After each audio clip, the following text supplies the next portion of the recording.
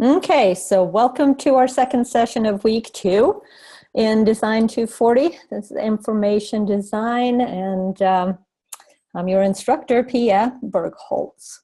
So Tricia's here, Casey, Terry, welcome to the class. How are things going for you guys with working on your infographic?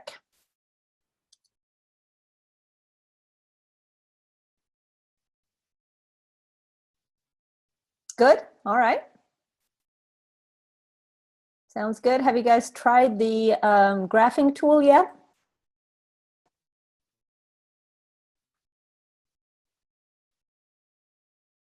Not yet, okay, that's fine. That's kind of what I was going to mostly demonstrate tonight. The Linda videos, I think, are good. They're very, some of them are very detailed and cover a few things that you don't necessarily need to do. Yeah, the first Linda course is very detailed, and then the second one is a little too brief.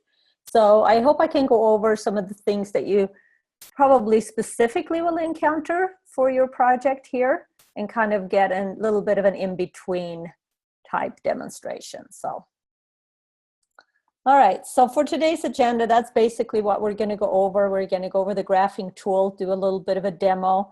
I'm going to work on my infographic, which I will have to kind of do disclaimer that it's a little bit quick and dirty, but you know, it'll have some of the principles and things in there. Maybe you guys can help me get it straightened out.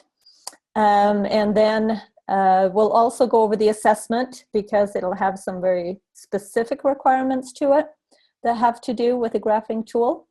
And yeah, just double check our design principles for the rest of the time if we have time for that, to think about, you know, how to apply those to your infographic.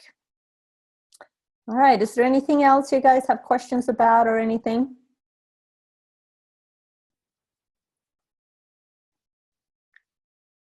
Okay, so maybe just for our first little show and tell, is there anything you guys found interesting in your daily checkpoints this week? Anything you want to share? Anything new that you've learned either in your readings, your research for the discussion, anything like that that you guys want to share or talk about?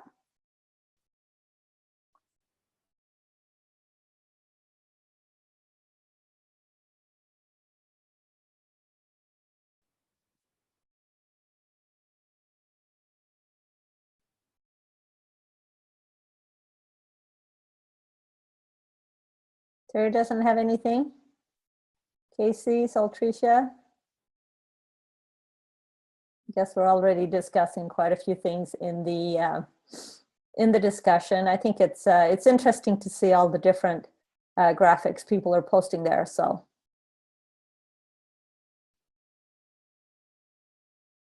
all right, okay. Well, we probably have plenty of things to talk about just working on this graphing tool. So we will take a look at that. All right. So. For the assignment 2, just wanted to review the requirements for that. You're going to use Illustrator, and the reasons why we talked about sizing, that kind of thing, but also because we're going to use this graphing tool, right? And it's available in Illustrator. The size is 11 by 14. Use your plan and the information that you kind of gleaned. Use the graphing tool, think of the principles of design, and the chart keys to the successful infographic design. Remember that you need to save your Illustrator file, so if you need to make any changes or revisions, you can do that. But your submission is supposed to be a PDF. And also that you upload it to Behance and then email your FPA as well. So, and that's actually something that I'm going to add that to our agenda here so that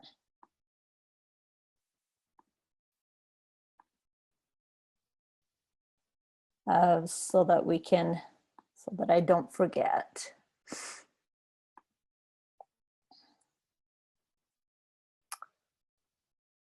All right.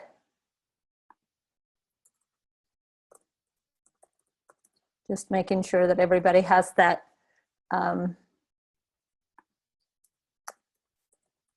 Behance upload. So we want to make sure that everybody is able to do. All right, so let's go ahead and start looking at a sample and then start looking at the graph tool in Illustrator. Some of the things we're going to go over is how to choose a graph style, adding the data, a few customizing principles. Hi, Lori. Then, you know, a few ways that you can edit things. You can use your direct selection tool to edit, like I will show you. And with that, you can change your chart style, you can change your colors, values, things like that. You will have a little bit more control if you ungroup things to edit. You can make more customized changes, but the danger with that is that then you cannot change your data in there, or you can't change your data style or anything like that once you do that. So you want to be very careful before you ungroup anything, that you're all set, that you don't want to make any changes to the data or the style of your graph or anything like that. So that's basically what I'm going to go through and show you on my project here. And then after that, we'll go in and kind of walk through each one of the different graphs that you need to do for your assessment. Does that sound like a good plan?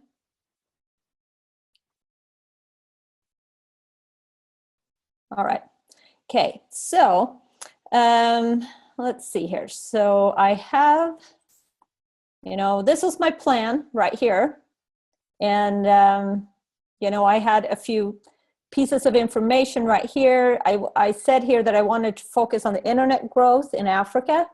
But as I started playing with it a little bit, I just kind of thought, you know, there were some other ideas that became kind of interesting to me. So I kind of shifted my focus just a little bit, and you'll see what's happened. I have my basic sketch right here. I also have a color palette that's changed a little bit because I needed to. So again, you'll see that, you know, even if you have a plan, once you get in there to start working with things, this should be fluid enough that you can, you know, change things for the better if you need to. So I started my Illustrator document. And as you can see here, I just started a 11 by 17 artboard tabloid. You can set it just to tabloid. That's 11 by 17. I decided to do mine landscape. It's up to you how you want to have that be. Okay, then I started working with some of my components. I put my map in there. I moved my little sketch into here so I can kind of refer to it. I started with my map, and because my map was a vector graphic, I could go in there and make some changes. I changed the background color, for example, and I added these little circles and pointed them just in the direction of the general area. First I started thinking, oh, I want to have, you know, all of North America be one color and, you know, really color code things like that. But I realized that was a bit complex because of the way that this map is written. I would have to kind of like myself figure out where those borders are, that kind of stuff. And that seemed like a lot of probably unnecessary work because it wasn't that important to my story, exactly where those borders are. So I just decided to do these circles instead. And I just did them real simple with just a circle. And then I made like a little triangle here with my pen tool to kind of direct it to different places. And I can go in here and fine tune some of these if I want to by clicking some of these points and, you know, making some of these a little narrower or a little wider, depending on, you know, the whole aesthetics of things. Is there anything here that you guys see that you feel is needs to be fixed, or maybe is not representing things too well?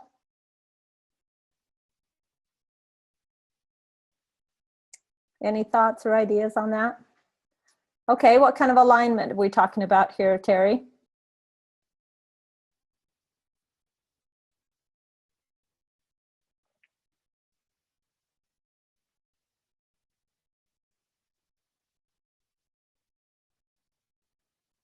Okay, yep, the numbers are not centered. Okay, that was something that was kind of was bugging me too.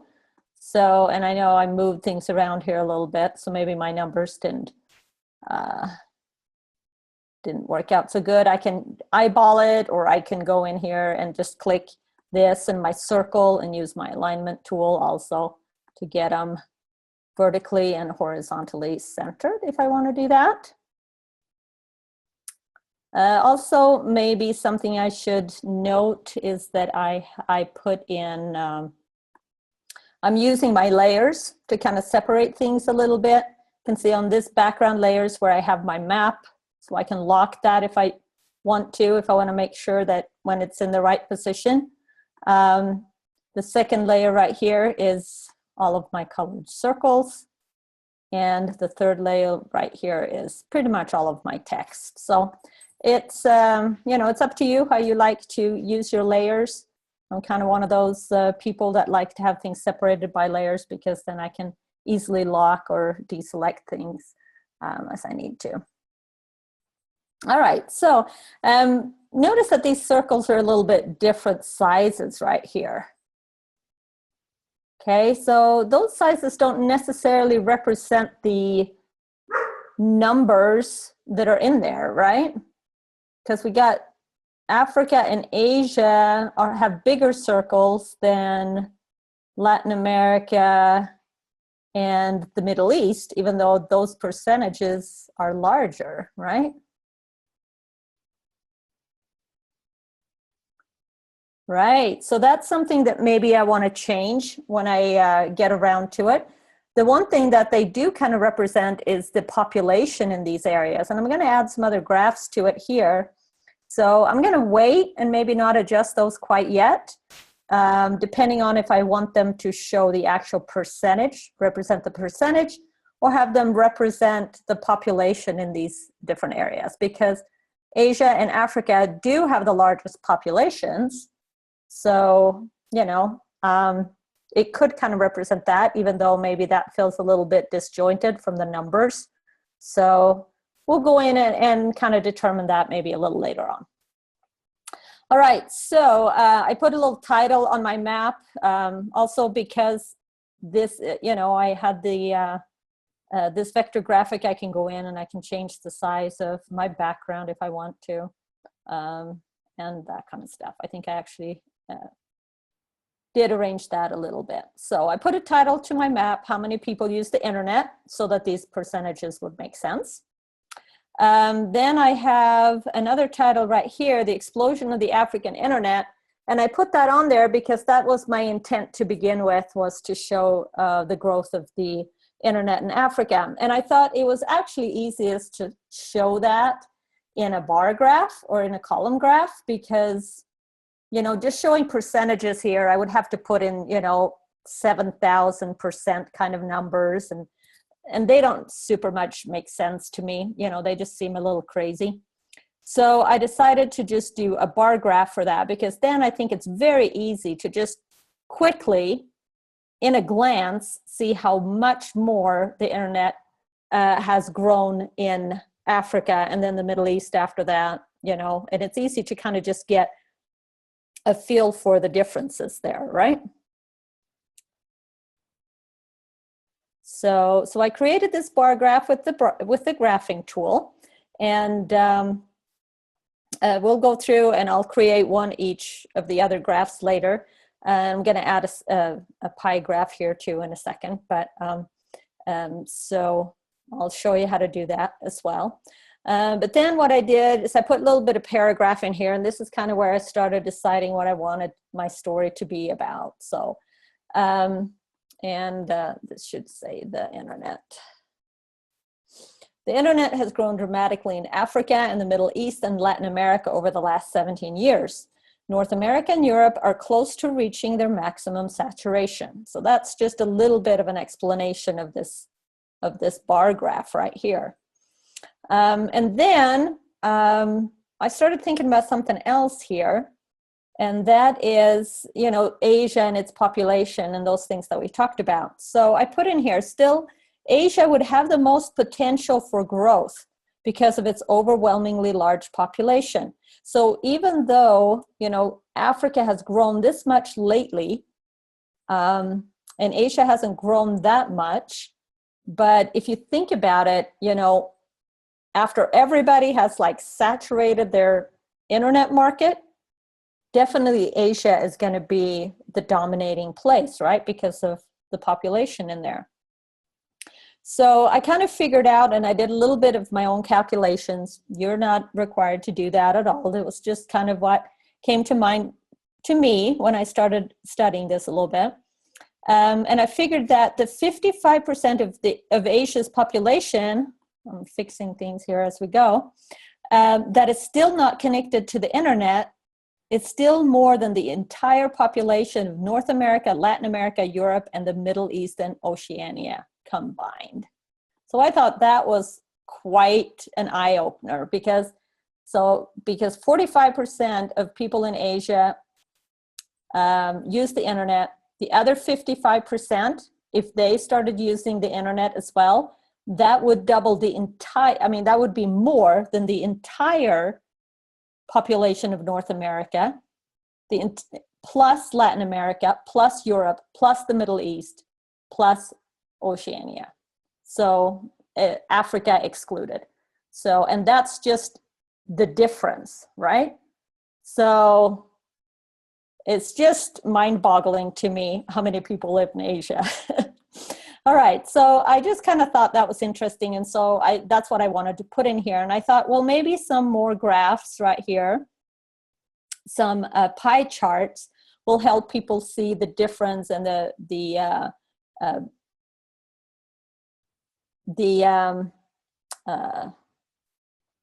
relationship between the Asian population compared to the rest of the world. So, so that's what we'll do now. Let's put that pie graph in there. Anything else that you guys noted? What did I do with colors?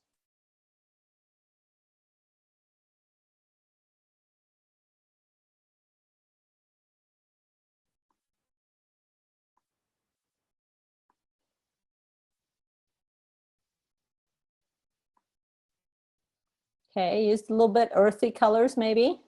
Yeah. I decided to use more distinguished colors, so to speak, than I had in my plan. Right here I had 1, 2, 3, 4, 5 colors, and 2 of them were kind of tonals of each other.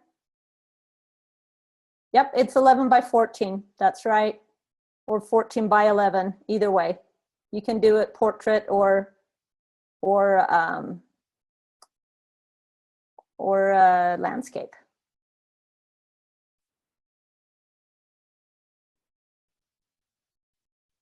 Okay, so I decided if I had those 5 colors, for one thing, I wouldn't have one color for each one of the world areas. So I felt like I needed 1, 2, 3, 4, 5, 6, 7 colors, right?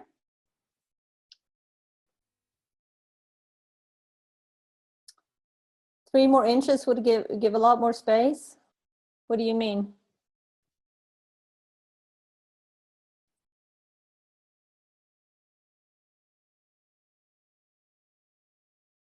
All you have to do is scale it to fit inside that 11 by 14.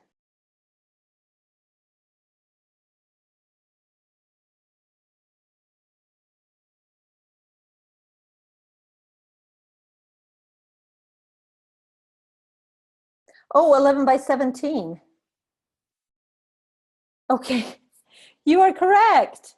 Oh, I'm so glad you noticed that. It is supposed to be 11 by 17, the tabloid size.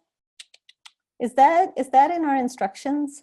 Because in that case, probably should switch that. That could be a typo. Let's see. Oh, it says 11 by 14. Yeah, I think so. Okay, so any of you, all right, any of you who want to change that to 11 by 17, we'll try to fix that for the future. You can do that for the tabloid size.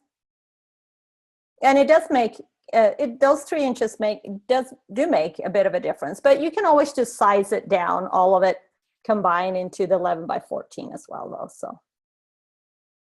All right, well, thanks, Lori. I'm glad you noticed that.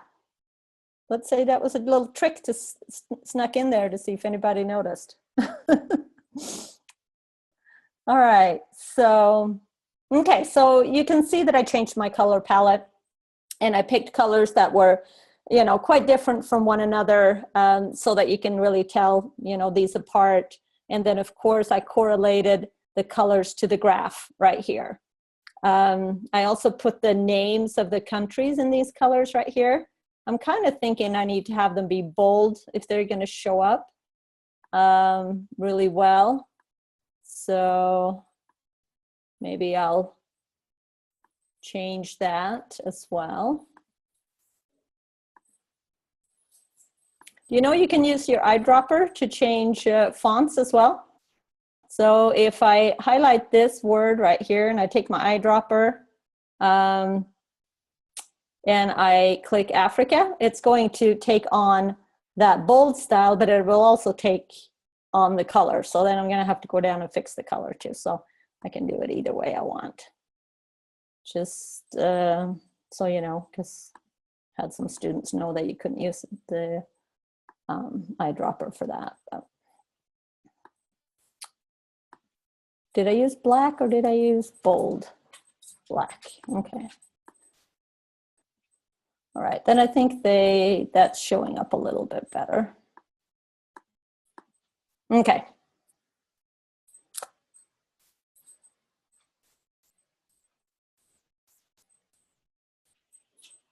Okay, so what do you mean, Thomas? What about 17, not 7?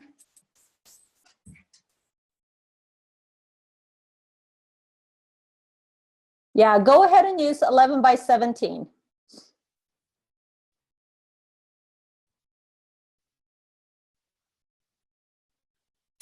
Oh, 17 years, because that's what the data says, right? Or maybe I'm mistaken there too. Let's take a look.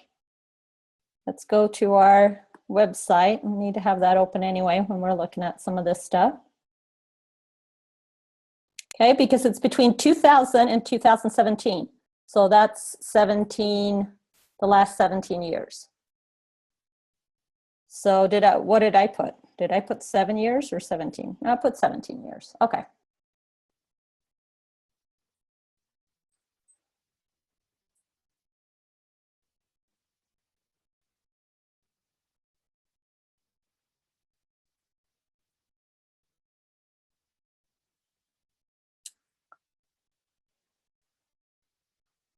No, it's showing 17 years difference. So that's kind of what those are the numbers that I used that I found in here.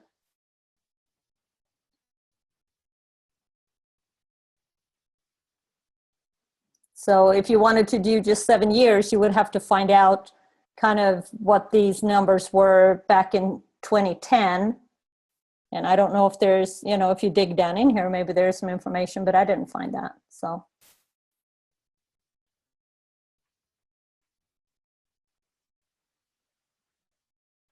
Okay, is everybody straight on this now, or are you still confused?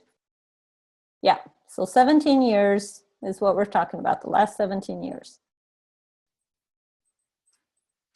Okay. All right.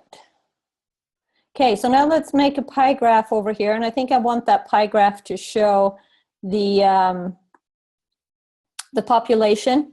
So basically, you know, this one right here, now this is internet users. I want to have the population of the world, you know, in percentages right here. So we can kind of compare that to the people that are using the internet. So I'm gonna need to have this information ready for me. and easy to get to. I'm gonna have to switch back and forth here a little bit, I think, as I create my graph. And let's, just so that we can kind of see both of them, I'm gonna shrink this window down a little bit. Looks like we have a lot open here, but. Okay, there we go. Now I can see those percentages and work with my graphing tool here too. All right, so there's a graphing tool right here. It might show up like this for you to begin with, but if you hold it down, it will give you different types of graphs that you can use. And so we're gonna use the pie graph for this time. And then you just get your little crosshairs and you drag out the space that you want that graph to take up. So I have about this much space right here.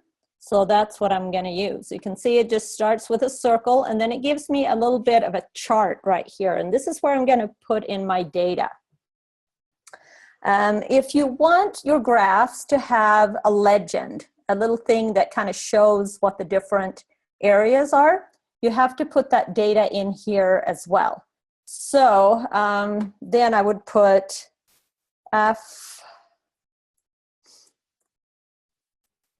Africa, and then if you just type it up here and then hit return, it's going to fill into this next cell right here. And a pie graph, you need to have it go horizontally. Otherwise, it's going to give you lots of different, one circle for each one of the places right here. So I'm going to keep filling this in order so I can keep track of it.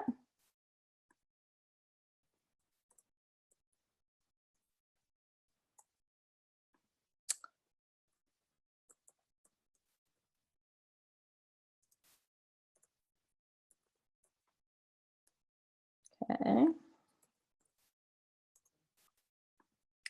Latin America, Middle East, and North America.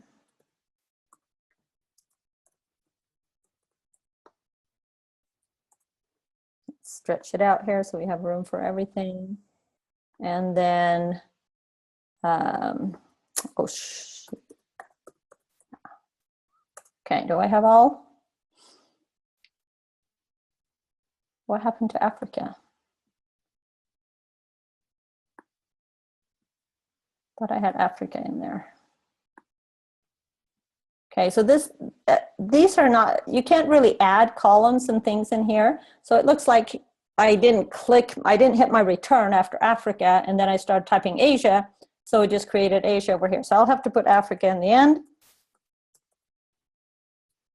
Just got to remember that when I do my numbers. Okay, so then you want to put the correlating percentage underneath it. So for Asia, I'm going to put, and I'm going to round them, 55%,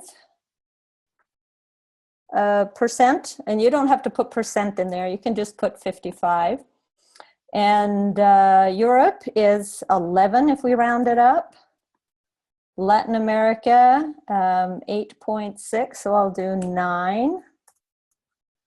Middle East, 3.3. Let's see if this all adds up to be 100 though. 4.8 for North America, so I'll round that to 5. And Oceania, 0.5. Oh, that's not going to work now because I'm not using decimals on the other. So let's do decimals for these as well then, because otherwise my half decimal is not going to work. Whoops.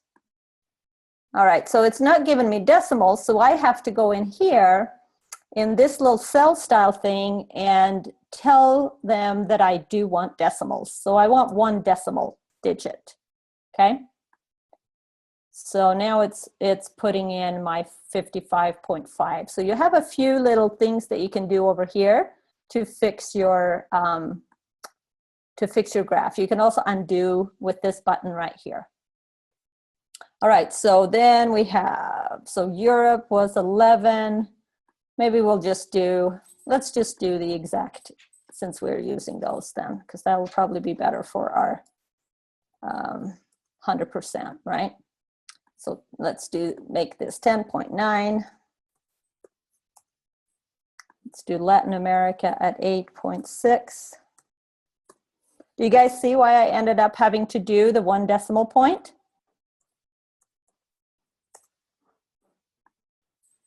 Okay. Little did we know that we were going to do this much math for our design class, right? Okay, so then Africa is up there at the top with 16.6. Okay, put all of that data in there and put my little check mark to that, which means that I'm going to apply it to the pie graph. Voila! All of these sections are perfectly proportioned like they should be, and everything is represented, and we can kind of see it with the grayscale over here. So now, of course, this grayscale is a little bit hard to tell, right? Especially when you have this many sections. And I'm going to want the colors that I've used here to represent these different sections here as well, right? Yep. You can make the graph a color by editing it. And again, you can edit it. You can take the whole graph and you can do object and group, and then you can go in and edit it. But then if for some reason you figured out, oh my goodness, I made a mistake, one of the percentages is not right, you can't go back and fix that. That's why I think it's safer, in my mind, to just use your direct selection tool, the white arrow. And then once that's selected, then you can go in and then just select certain pieces of the graph. So if I select this black one right here, you can see it's black and black. This is Asia, so I want it to be my green Asia color. So I'll just go over here, click that, and then I'll go back to my regular selection tool, or my selection tool, and I'll pick the Asia here, make that same green so I don't forget. And then I'll just go through and do that with all the other ones. So Africa, thinking that's this color.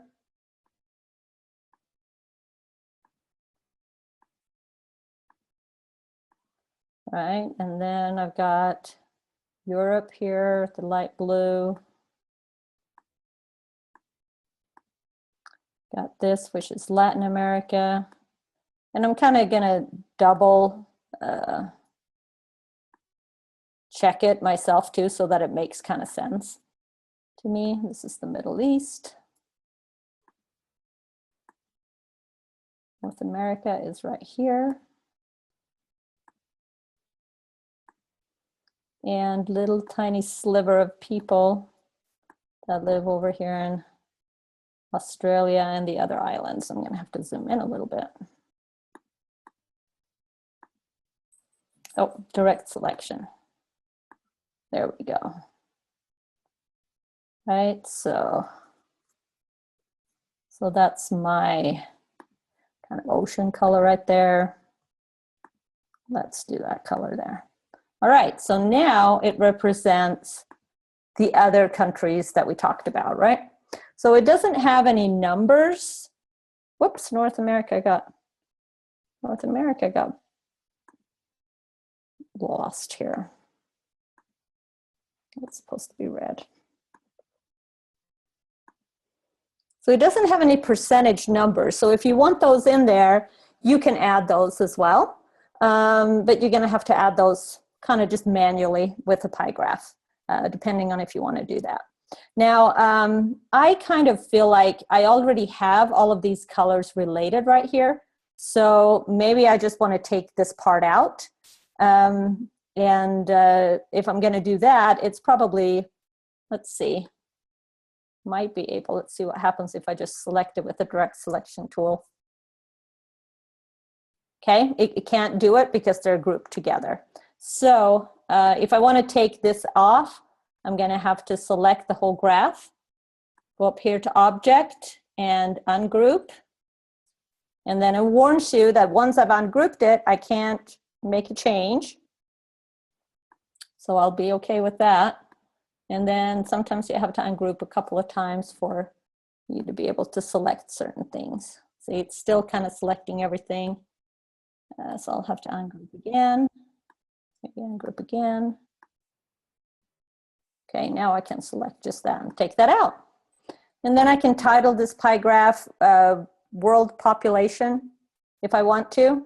And I could put some percentages in there to kind of relate it to, you know, how many people use the internet. And now if I see these pie sizes right here, and if I want this to relate to the size of the country, then I could, you know, make kind of those changes there. Okay, so I know some of you probably maybe have started already creating some of your graphs. You got to be careful again that the graph that you're using represents the information well. So for example, let's see here. Let me show you an example. Just so that you're aware what happens when, you know, if that's not the case.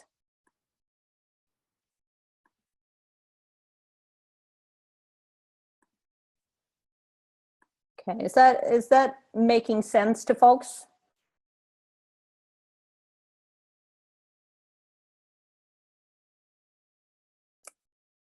Okay, let's see here. Hold on 1 second. I'll have to find this example that I wanted to use right here.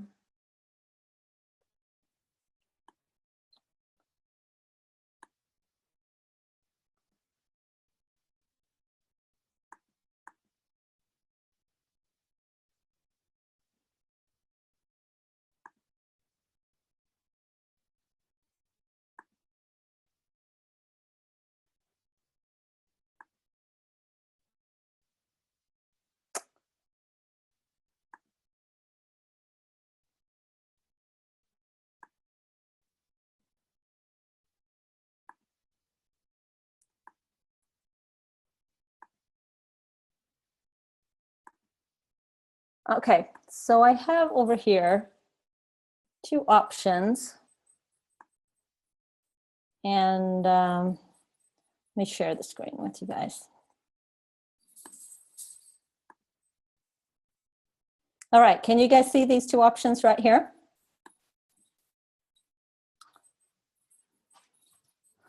Okay, so nice colors, all of that kind of stuff. It's kind of comparing North America and Europe. So it's kind of just taking part of the information and focusing on that, which I told you guys were perfectly okay. You know, that's how you can kind of narrow down your story a little bit more.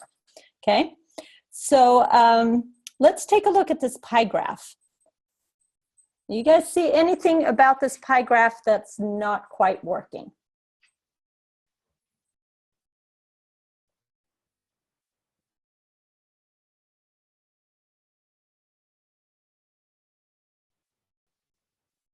Okay, what's not working for this pie graph?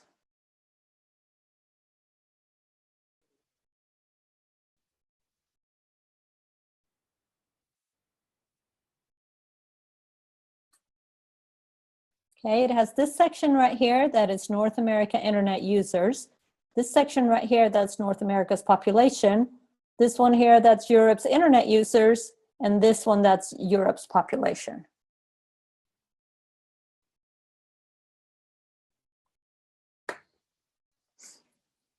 Is that something that's working to show in a pie graph?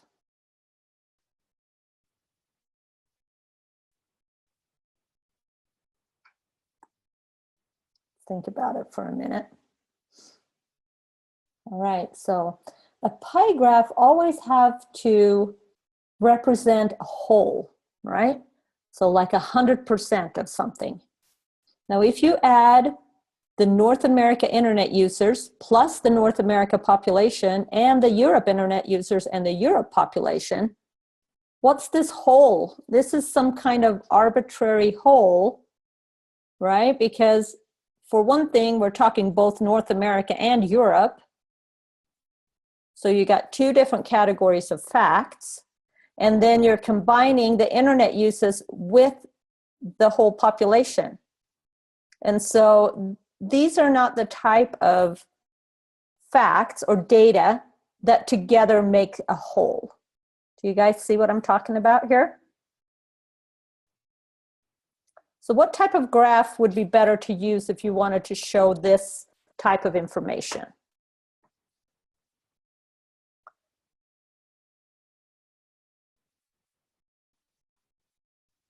Are you guys with me?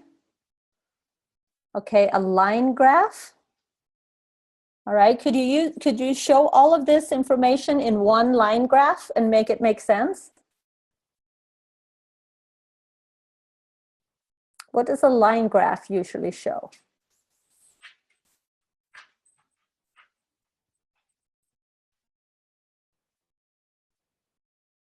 Line graph usually indicates some kind of growth or change over a period of time, because you're connecting those different dots to kind of give it a timeline, right? So that's usually why we show a line graph when we talk about, you know, growth or change from one year to another or something like that. Okay, what does a bar graph represent?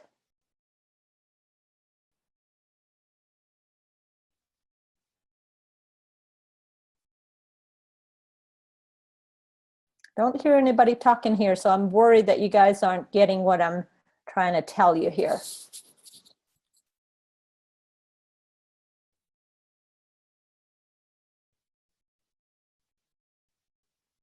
Okay, so a bar graph compares, you know, that's a good way to compare different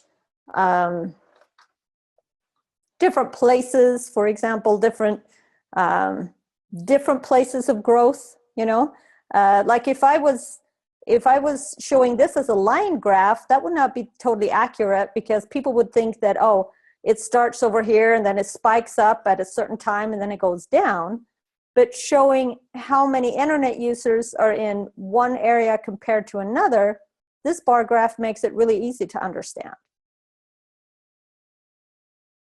On the other hand, if I put this pie graph into a bar graph instead, you could see that Asia had a lot more people, but it would be not quite as visual to me that that was a part of the whole Earth's population, as it is now when we look at it as a pie graph, where each one of these sections represent a part of the whole Earth.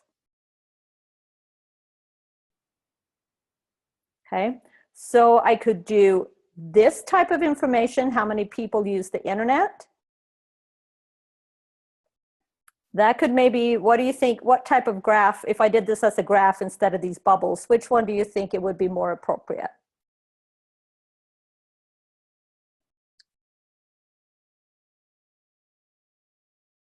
A pie, okay. Look at all these percentages. If you add all of these percentages, does it make 100%? No. This is not how many people use the internet in the world. This is how many people in North America use the internet, how many people in Latin America. Exactly, so a bar graph would show this type of information better, because you're comparing different percentages in different areas. Okay, so when you're using a pie graph, you always want the numbers, the total numbers, to add up to 100%. Okay, so if we go back to the examples here, let's see. All right, that's why this one doesn't quite work as a pie graph, because it has data that is different data that's not part of the same whole representation. It's mixing data between internet uses and population, and it's only having North America and Europe in it. So the bar graph is a better way to show that.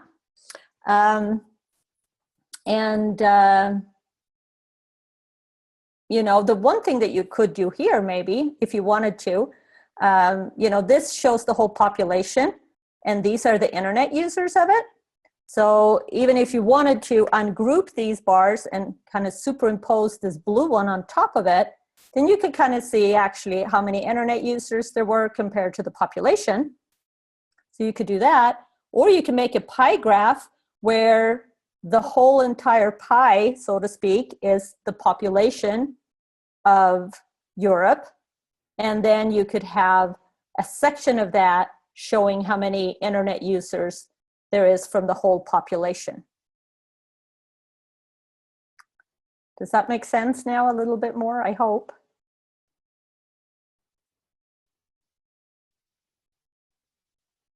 Okay. All right. So remember that little video that we watched last week that talked about when you have graphs side by side and how important it is that you have equal numbers at the top so that they are comparable, right? So that if you have, you know, you'd probably want to have the graph that has the highest number, have that be the same on both of them, right? So this is probably the higher number, right? Go to our website, we can see population in Europe, 800,000, North America, 363,000, okay? So then you would want to make sure that the top of your graph shows maybe 1 million or something like that, or at least 900,000, something like that. And those increments you can change in your graph settings. So some other things that you can add to your graph is, for example, if I go in here, and once you select your graph, and this is what you can't do once you have ungrouped it, because this one I've ungrouped, and so now these are just shapes. There's no data connected to this anymore, but this is still a graph. So because this is still a graph, hold on here. Let me keep this handy. There is, you can go in here and kind of change some of your options if you need to. So under object and down here at the bottom under graph, you can change a few things on it. So you can change your graph type. So hopefully, for example, if you had that other one and you had created a pie graph, and that doesn't seem like it actually works for the data, you don't have to redo the whole thing. You can actually just change the type of graph right here. Nope, there's no regroup. Nope. You can undo, you can use the undo button a few times, as long as, you know, if you want to keep doing that. Okay, so I could change this to a pie graph, for example. Let's see what happens here. See what happened? Now all of a sudden that's a pie graph instead. But as we know, because we know, you know, of the data, that it doesn't necessarily relate to the information as well, okay? So I can go back, I'm gonna go back and do that. Let's look at some other things that I can do here under my type of graph. There's some thing here that says graph options, and down here I can go down under the value axis, which is this one. This is the value axis. This is the category axis, because this one shows the number, the values, right? And these are the different categories or countries in this case. So under value axis, I can make some different changes. Too bad it doesn't have a preview, little preview window right here. I wish it could do that. You actually just have to click OK and then look at it and then go back if you don't like it. Yeah, you can still use some of that Facebook data if you want to. It doesn't matter what data you have. That's up to you which story you want to do. But you have to make sure that the graph that you use to represent that data is appropriate for that data. Okay, So think about that, depending on, you know, what kind of Facebook data are you showing? Are you showing, if you're here in Asia, this was the Facebook statistics, right? So they're right here. You know, are you comparing different places in the world and their Facebook statistics? Then which type of graph do you think is going to be the best one to use?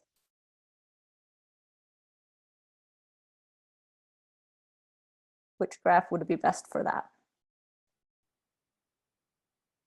If you're comparing how many Facebook users there are in Asia compared to the rest of the world, or in Asia compared to North America, for example, what type of graph?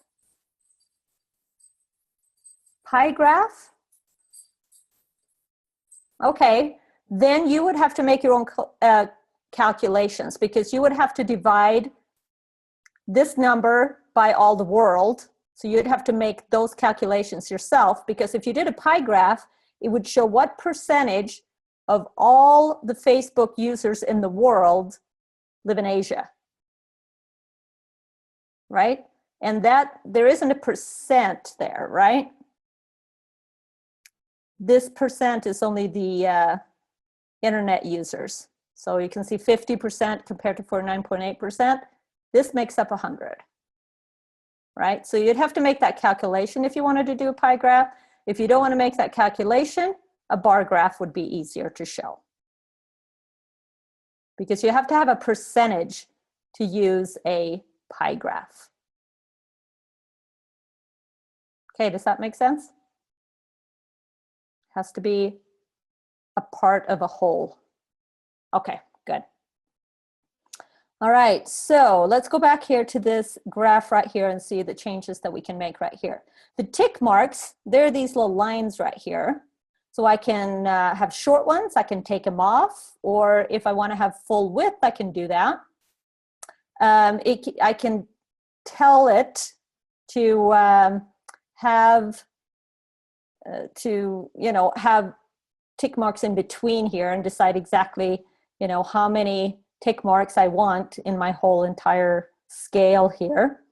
If you want it to be, if you want your highest one to be a certain number, you can click the overrided calculated values.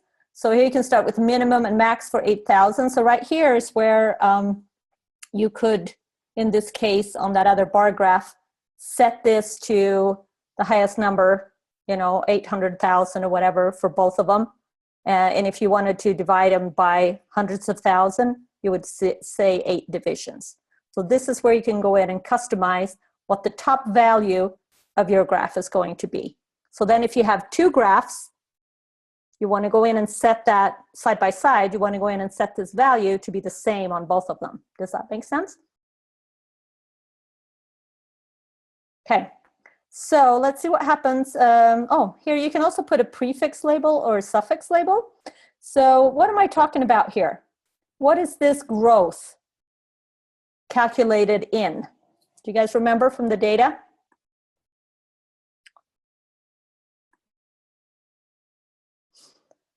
The growth is calculated in percentages, right? So I want to be accurate and list that information. So I'm going to put a percentage mark right here on my suffix. That's what's after the number. And then I'm going to click OK. All right, so now you can see that it's showing percentages here, and it's given me lines across the whole thing. So sometimes that makes it easier to, you know, see where exactly this is or this is. Personally, I think it makes it a little bit cluttered. So I'm going to go in, and it's nicer when it's in the background actually, but I still think I'm going to take it off. Because basically what I want to, the exact numbers are not that important to me for this. I just mostly want people to see how much more Africa has grown than everything else. So I'm going to go back to the short tick marks. Or maybe just take them off completely. Let's do that. Okay. All right. Okay, so you can see when this graph was created, it was all grayscale, just like the pie graph. And I went in there and I selected each one of them with my direct selection tool and changed the colors to match my map here. All right, so now I can put, maybe I'll put world population over here. Whoops, not that.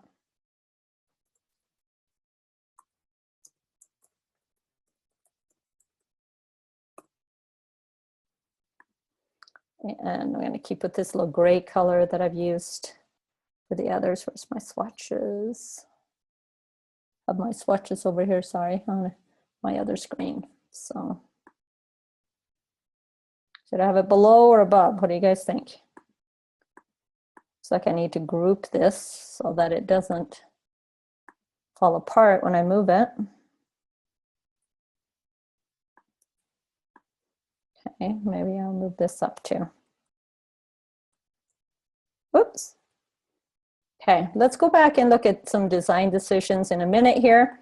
While we're kind of going strong on these graphs, let's go take a look at all three kinds of graphs. Does that sound okay? All right, so far this is where I've gotten to this. If we have time at the end, you guys can help me finish it.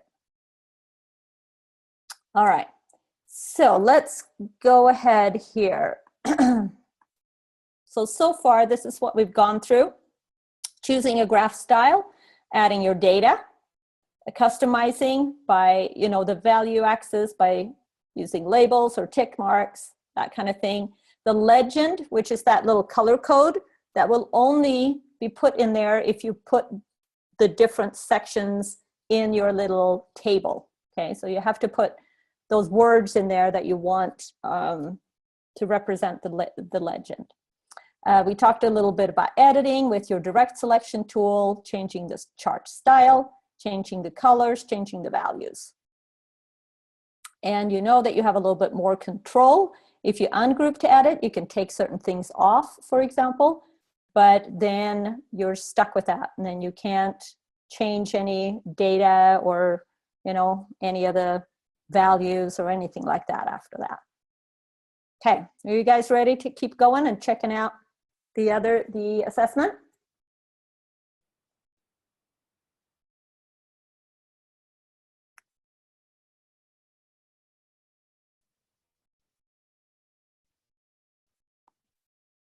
Okay, all right, so for the assessment, it's basically, like I mentioned last week, it's an exercise in using the graphing tool.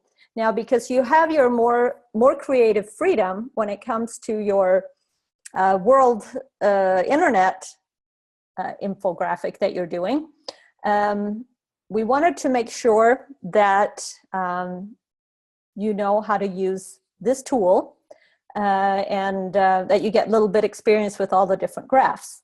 So the assessment 2 is a separate assignment and a separate design from your infographic, okay?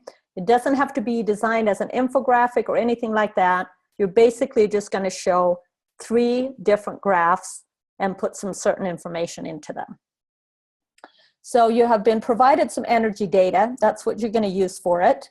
And you're going to create 3 graphs, a pie chart, a bar graph, and a line graph. And then you're going to add a graph design. And as you're doing this, if you want to use any of these types of tools or effects on your infographic, you can do that as well, but it's not required. Okay, so let's take a look at this assignment in the classroom again. So we're going to move over to the assessment.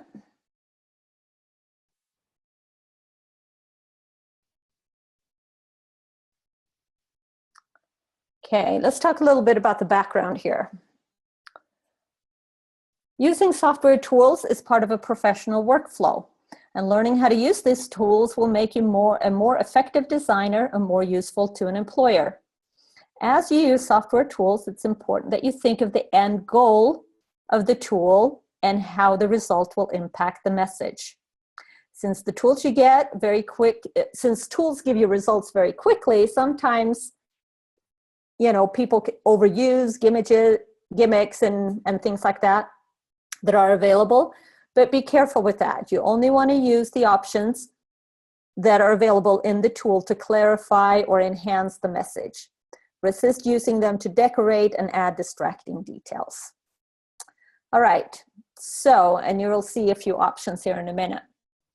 For your assessment, you get to show some skills with the graph tool that you used in the assignment. So you're supposed to take this data that you download here. So let's do that. Actually, I did it right here so you can see it. Use the Illustrator graphing tool to create 3 custom graphs, 1 bar graph, 1 pie graph, and 1 line graph. You don't need to create a final infographic from the data, just the charts. Okay, and then the instructions are right here. Use an 8.5 by 11 document and do 3 graphs. And then you're getting some of this information, and you can choose on the one graph, and I'll kind of show you how here in a minute. This bullet will make more sense when I show you. You can choose to cover either the solar or the wind power data. You need to choose appropriate types of graphs for each type of data and add values, categories, legends, and things like that so that they tell a complete story. And add some relevant colors. And right here, if you add a drop shadow, customize it so it's not distracting. That's one of those extra tools that are available, so be very careful with that. And you know, change the font as well, because it's good to learn and just to practice how to make the changes. And then you're also going to add a chart design to the graph, and you are given the graphics right here that you can download. It's in an Illustrator document. If you want to design your own, you can, but keep in mind that they need to focus on clear visualization of the data and not just be, you know, too complex or anything like that. All right, so let's get going with this. In Illustrator, let's start a new document. So new document, and we'll just do a 8.5 by 11, or I'm gonna have it be portrait. So I mean landscape. So we're just gonna put our graphs on here, and we're gonna take a look at. Let's take a look at the data first here. So I downloaded these. And in you'll open up a zip file, and it will, you'll have to unzip that. And in that folder, you'll have 3 different Excel charts. So let's open those up. And let's take a look at the data first, because it's important to first understand what the data represents, right? So that you can choose an appropriate graph for it. All right, so this first chart shows different years, wind and solar. Okay, so what is this? What do you think that this chart represents right here? What does this data show?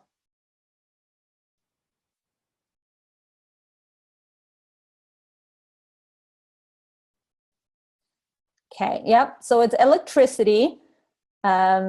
And it says it's actually called US solar and wind generation. So it is electricity because it's megawatts. And then we have dates between 2010 and 2015 and these numbers.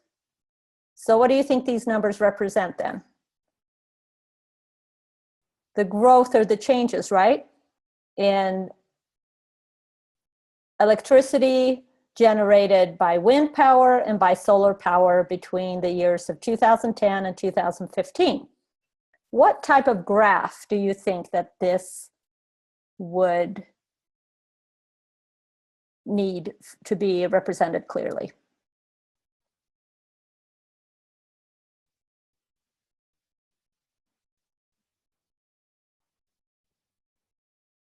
So we have 3 spreadsheets with data, and we have 3 different graphs that we're going to do. So obviously there's going to be one of each, right? Line graph, exactly. Because it's showing a growth from throughout these 5 years, right? Okay, so we know that for this one, we want to use a line graph. Let's just take a look at all of them to kind of get an overview of the data that we have here. This one here is called US energy consumption for 2015. So it has nuclear, this is 9, renewables 10, coal 16, natural gas 29, petroleum 36. What do you think these numbers represent?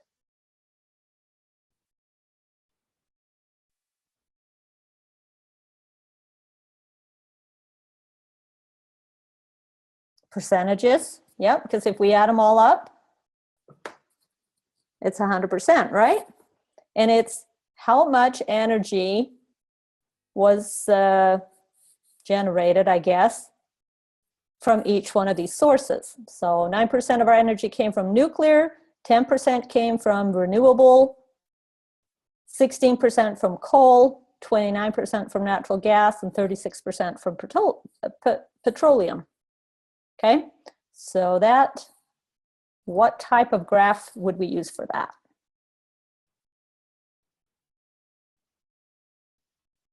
A pie graph. Okay, is everybody following along? Is it just Terry that's getting this, or are the rest of you also following along with it?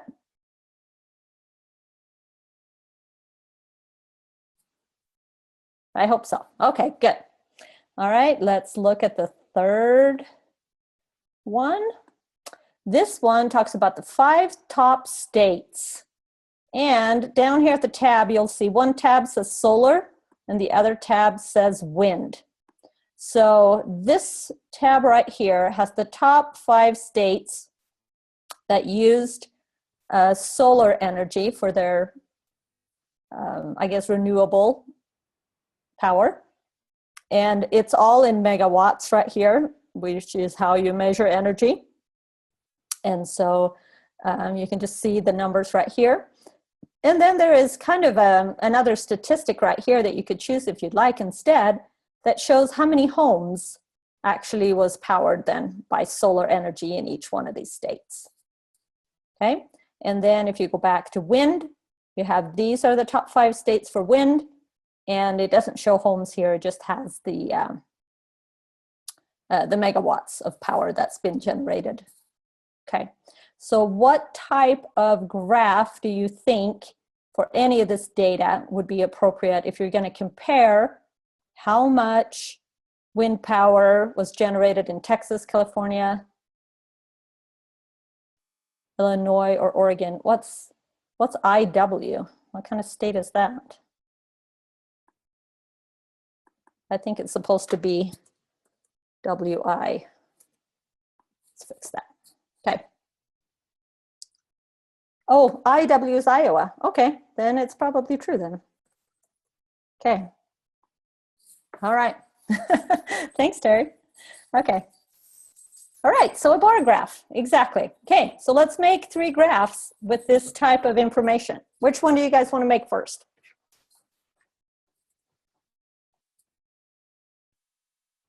Pie graph, okay.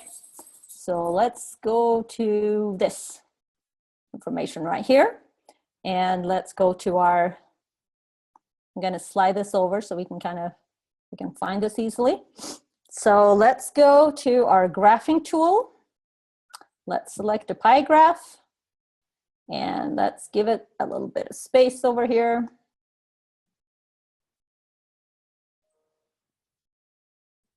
Okay, and for our numbers right here, because we're taking this data from an actual Excel sheet, and before we just kind of had to look at that internet site, right?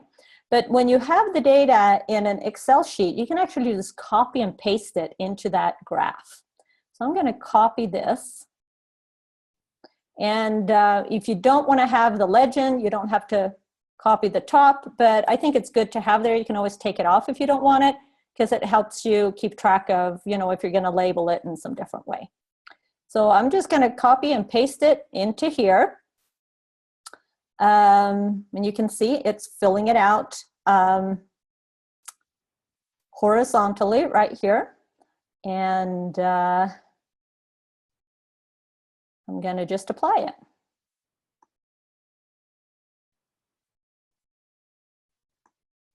Okay, ta-da, there it is. All of our data is there. Pretty easy, right? And now if you want to add percentage numbers or anything to it, you can. You could probably even add that in your graph itself. If you wanted it to show up after the name right here, then you could, you know, type that percentage number in there if you wanted to, or you can add it on top of it. But this is all that's required for you to do. Okay, so it's basically just showing the distribution. Pretty quick and easy. All right, so let's be done with this one. Maybe, you know, maybe we want to put on here US energy consumption, so we know what this data is.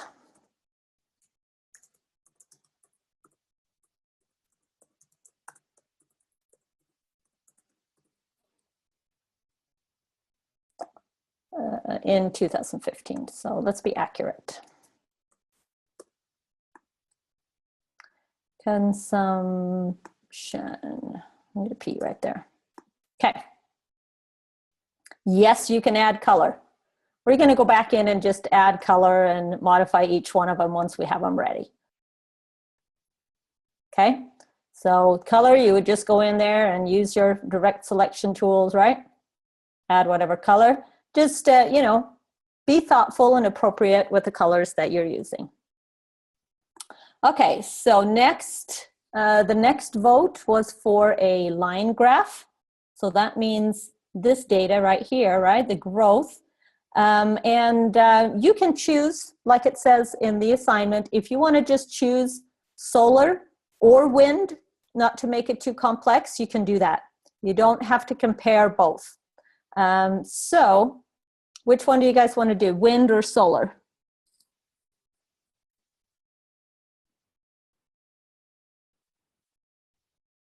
Okay, good. I'm kind of glad you picked solar because that's going to be the easiest one for me to show you adding the graphic to. So let's see. So I'm going to just copy this column, and because wind is the next one, I'm going to copy them one at a time. And let's see here. We're going to pick our graph first. So let's see the line graphing tool. Let's create that over here. And so let me put that in there. Okay, so it gave me, it automatically put it in there vertically instead of horizontally, you know, just like it is here in the graph. And then I'm gonna copy the solar energy numbers, put those in the next column. Okay, whoops. Where's my graph? There it is. Okay, and so I'm just going to click apply and see what happens.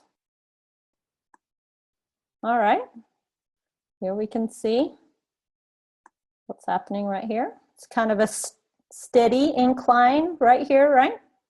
And it's given me percentages here. Is that correct? Are these percentages?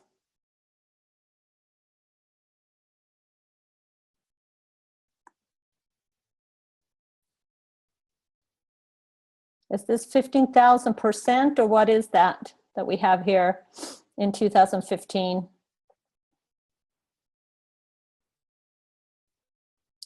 These numbers are not percentages, right? They're megawatts. Exactly. So we want to change that little suffix right there. So we go under object, clear down to graph, and under type, we'll back up again. Let's remind ourselves of this. And then we'll change something on the value axis. So right here where it's a suffix, we want to put, whoops, megawatts instead.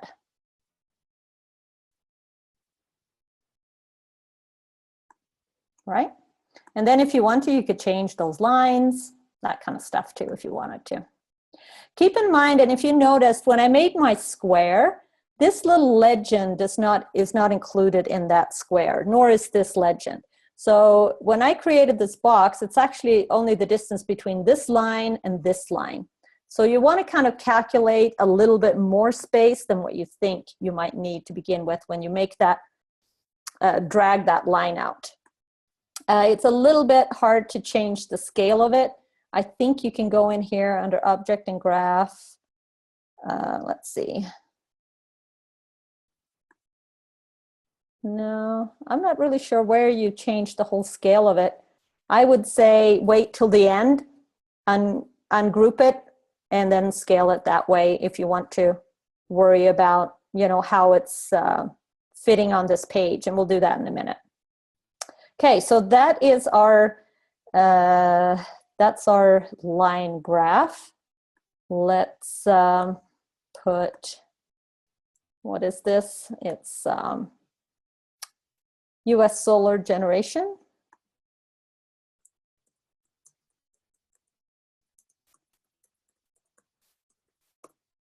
Okay, so we know what it is.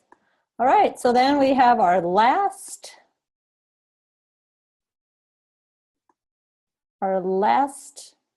piece of data, which is the 5 top states. And since we did solar, let's just be consistent and do solar with this one too. Okay, so what kind of graph is left now? The third one.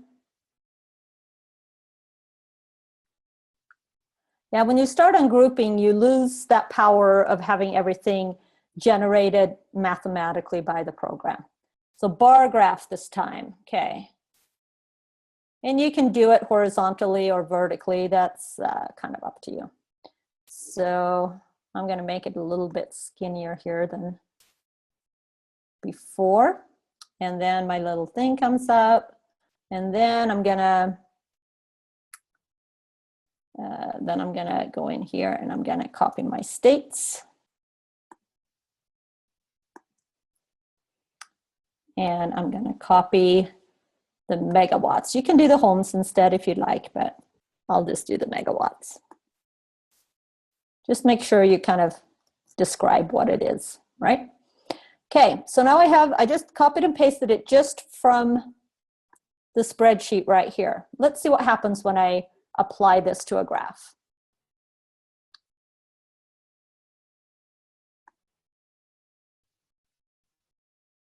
Okay, there we go. Everything is on there. Okay, it has these lines. If you don't want to have the lines, you can take those off.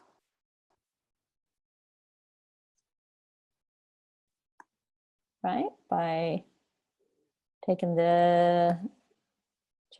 the value axis. And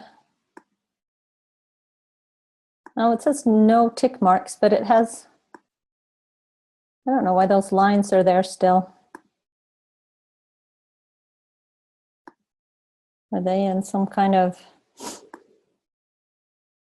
are they in the category axis? Length, okay, these lines are right here, full width. I don't want to have those because I feel like a bar graph doesn't really need those, right?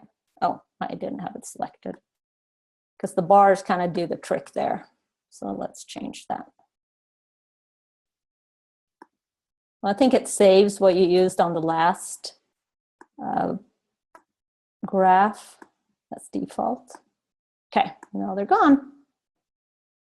Okay, and it put in my state abbreviations in there because I put those into my little spreadsheet or whatever you want to call it. All right, so we have accomplished quite a bit of our task here. In the assignment, you've made each one of the pie graphs. You have adjusted any values and categories if you need to. And, you know, customize any numeric values and scales. You know, you took the percentage off or added the megawatts or whatever, right? Now we can go in and add some colors to it. And then we'll talk about changing the chart design. Okay. So now we can go in here and add some colors to your bar graph if you want to, just to have it feel a little bit more interesting. And, you know, you can take off the stroke as well if you don't want too many details. And maybe I'm gonna, you know, do these in kind of a, what should we say? In a varying degree of hotness. Oh, here I am with my. So I'm gonna just do like different values of these like reds and oranges here to kind of, again, just kind of emphasize the places that are more, using more of the energy and the ones that are using less. I'm going to be consistent so it all looks nice. Okay, you guys can choose your colors, whatever you think. Okay, I'm going to wait and not change colors to this one until I ungroup it, because I want to show you what happens when you ungroup things and change colors on this one. So, well, we can do that right now, I guess.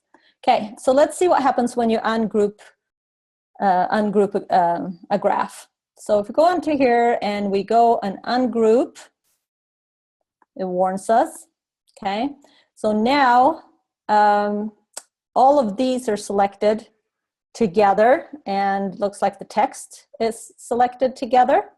Now if I click the direct selection tool on this renewable energy one, I can just select those still, just like it was.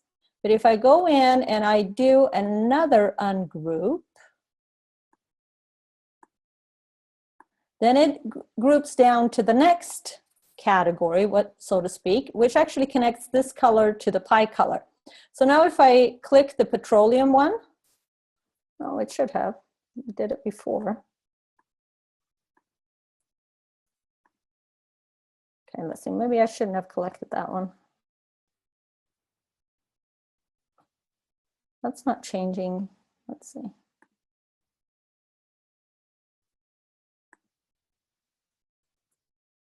It's of course not behaving like it was before to me. Because before when I ungrouped these,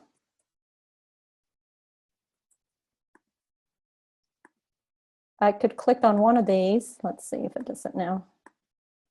And it connected this color and the little box color. So I don't know why it's not doing that now.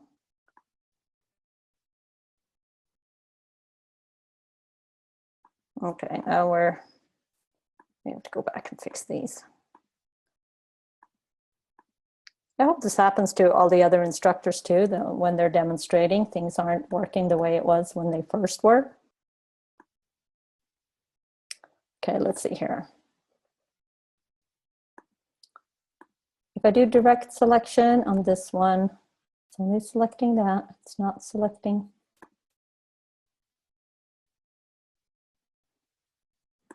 Oh well, I thought it was kind of nifty.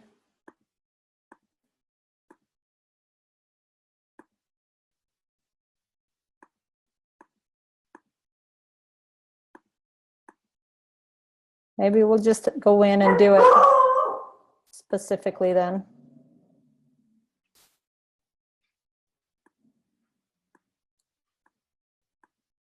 Yeah, now it's doing it. Okay, I don't know how many, I think I just did 2 ungroups. You'll have to hopefully follow along and hopefully it'll work. So now you can see that it's selecting this lightest gray and this one right here. So now I can pick a color for that. I think green sounds good. And then I can do the nuclear. You can see it selects both of those. Maybe I'll make that blue. I'll select this one, which now is, looks like that is petroleum. Coal is just a little bit darker. These grayscale is just really hard to see, I think. So what color should we do? Coal? A dark gray maybe? And then let's select this one, which is natural gas. Let's do, what could be natural gas? That'd be orange. And Oh, that was petroleum. This is coal. I wanted coal to be the dark gray, and I want petroleum to be red. Okay. All right, so now, then that's a little bit quicker to do, but you can only do that if you ungroup it. So again, you don't want to do it until you're sure that everything is accurate. And I'm actually going to go in here and take off the strokes. I'm one of those people that don't really like strokes. So I'm going to take those off. If you want the segments to be a little bit more separated, you can actually add a white stroke, which just kind of gives each section just a little bit of a separation if you want to do that. Maybe that's a little bit easier to see. Now, just keep in mind that if you're using colors on the same page, sometimes people are going to think that they are related, you know, so this, I use that same red here and here. So you want to make sure that that's clear that they are not really related and have anything to do with each other. Okay, so let's see. The next thing that you needed to do down here was add a chart design. And your Lynda tutorials go through how to do this. So let me kind of just show you where you can find it in the Lynda Toots too. Just in case you find my instructions confusing or you want to, you know, get another take on it. Week 2, Lynda portal.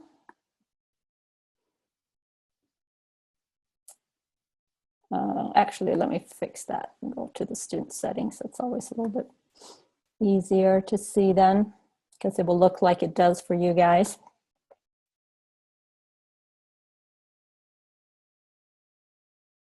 So are you guys overwhelmed, or do you feel like you're going to be able to handle this? Is it easier or harder than you thought?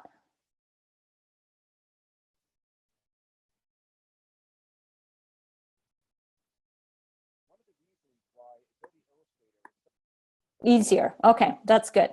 All right, so as we, just to give you a little overview of the Lynda tutorials here again. So the first course right here, that's the one that's really detailed. This one goes in here and talks about modifying Illustrator settings, defining a value, scale, using the charts, and then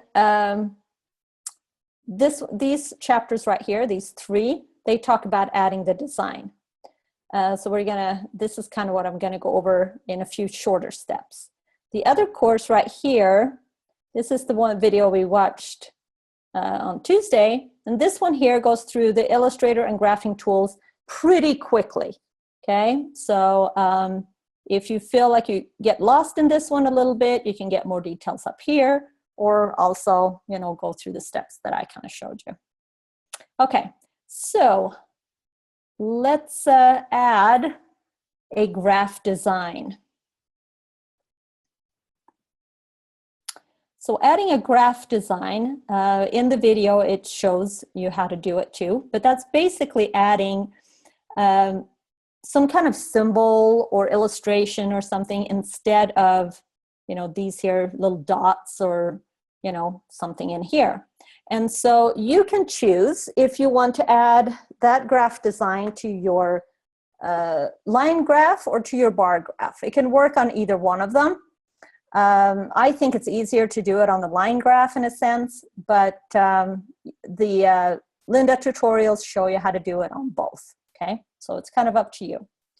So I'm gonna just demonstrate this one on the line graph, and then if you guys wanna explore more, you can do it either to both or to a different one and in a different way.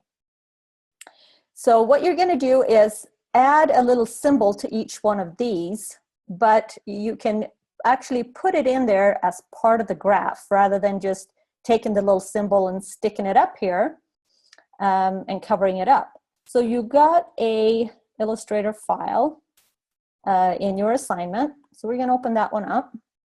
And if you wanna create your own graphic, you can, but that's not what the exercise is about. So that's why we decided to give you some provided ones.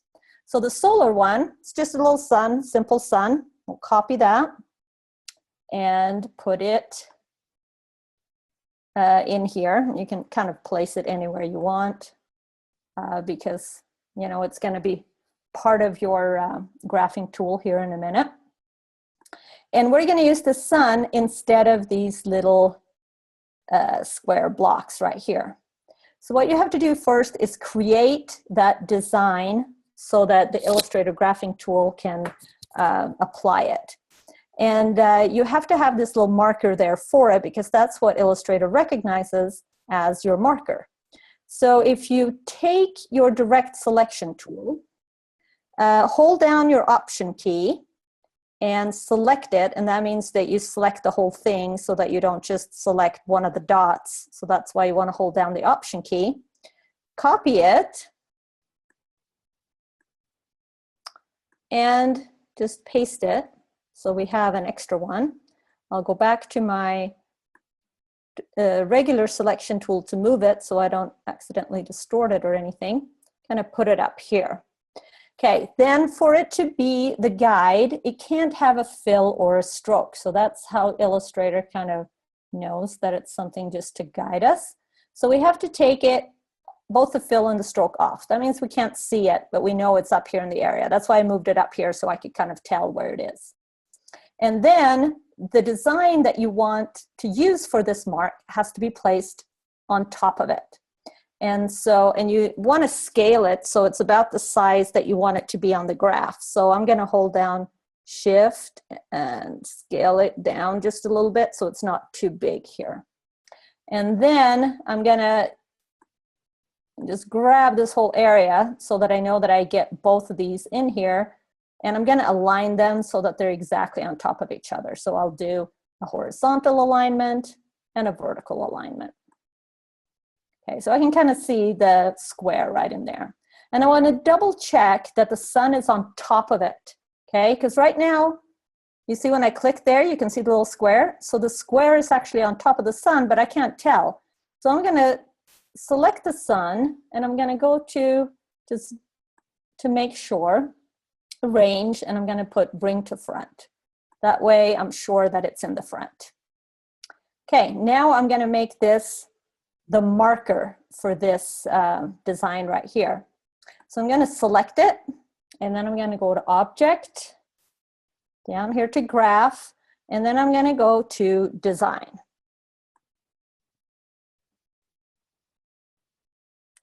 And then I'm going to add a new design. And that's the sun. You can see that it's there because it's been, you know, selected. And I'm actually just going to name it so that I know what it is. And I'm going to call it a sun marker. Okay. So there it is now. And now applying it to this graph comes next. But now it's kind of stored in there into my graphing tool because I created it. So I can click my graph, go under graph, and now I'm gonna go to marker because I want to change it to the sun marker.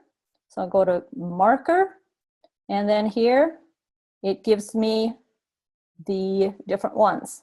So you can see some of these are from a different document that I used before, but the Illustrator is still picking them up, still remembering them. This is the one I created this time though. So I'll choose it. And looky there, now the little squares are a sun instead. All right, nifty and easy.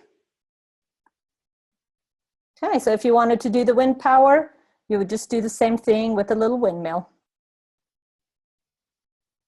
All right, now the bar graph makes it a little bit different because you can do some different things here. So let me show you what you could do with this one. And again, if you have ungrouped it, you can't do it anymore. Then you can't add any of these kind of tools and techniques to it, right?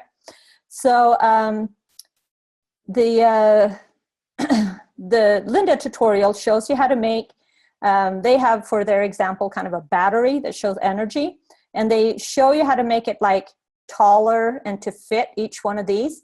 That's a little bit more complicated and doesn't work as well with the shapes that we're using, but you can try it out if you want to. But for example, we go in here and we're going to change these, you have to go under column instead of marker, because now we're changing the column design, not the marker design. So under column, now you can choose, some of these are the ones that I made before, for example, right?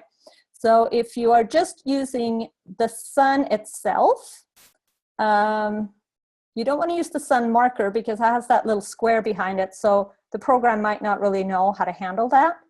But right here, you have some different options. You can scale it vertically, you can scale it uniformly, you can repeat it, or you can make it sliding. Now, scaling this sun is probably going to be a little bit weird. You can see how it's stretching it, you know, for this really long one. So we probably don't want to do that. So instead, for this one, if you wanted to use the sun here, I would say just repeat it, okay? The one thing that happens is that, you know, if it gets to half marks, then for fractions, you have to decide if you want it scaled or chop it off, okay? So let's see what happens here.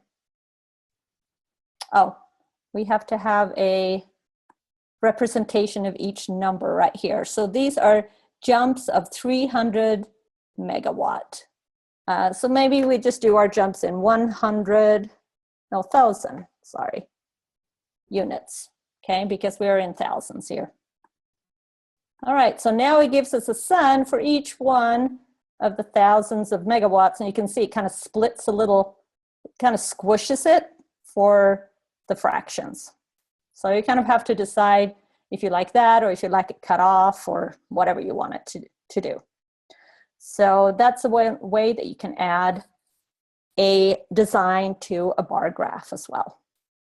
If you want to play around with how to do it for, you know, do the other kind of ones where it's kind of adjusted like they're doing in the tutorial, you can try to do that too if you want to. But it's a little bit more complex and you don't need to. Okay, so any questions at this point?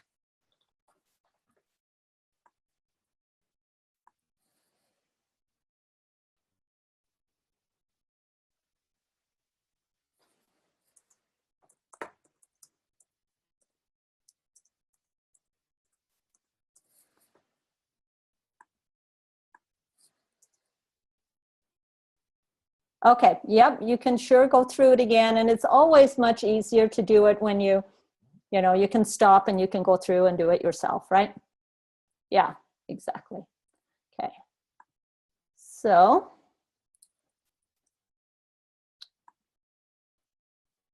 okay, so now when you're done with this, part of your grade for this assignment also is to present it nice and neat.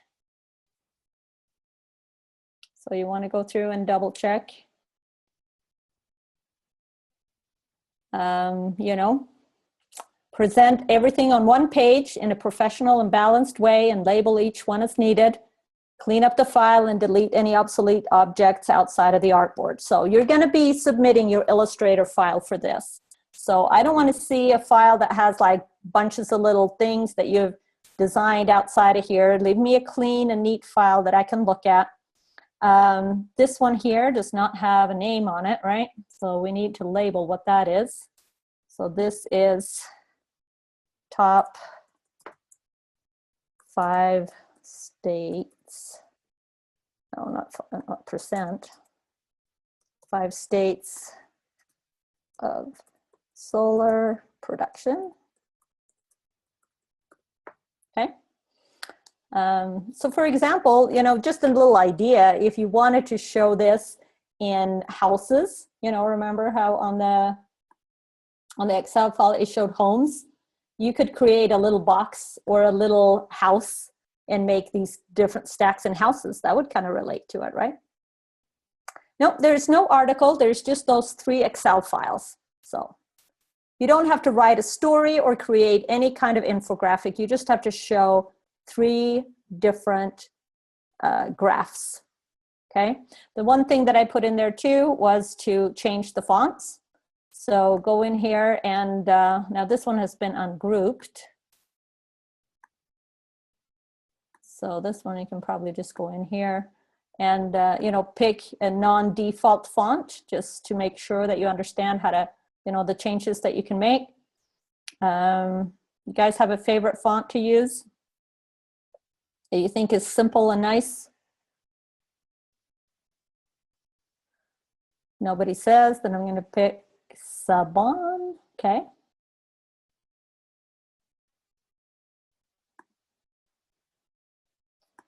And let's see, I'll do bold just to make it show up a little bit better. And I'm gonna,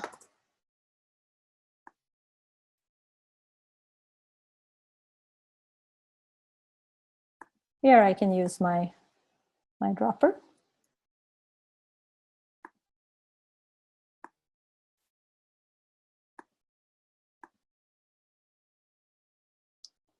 And just change all of those.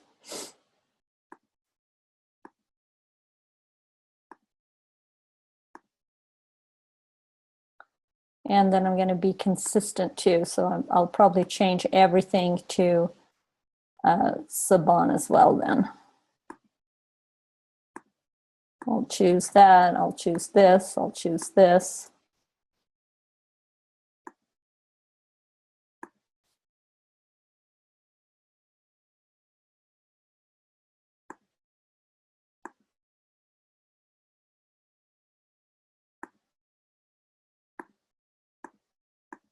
What size is this? Yeah, let's do 13. All those probably.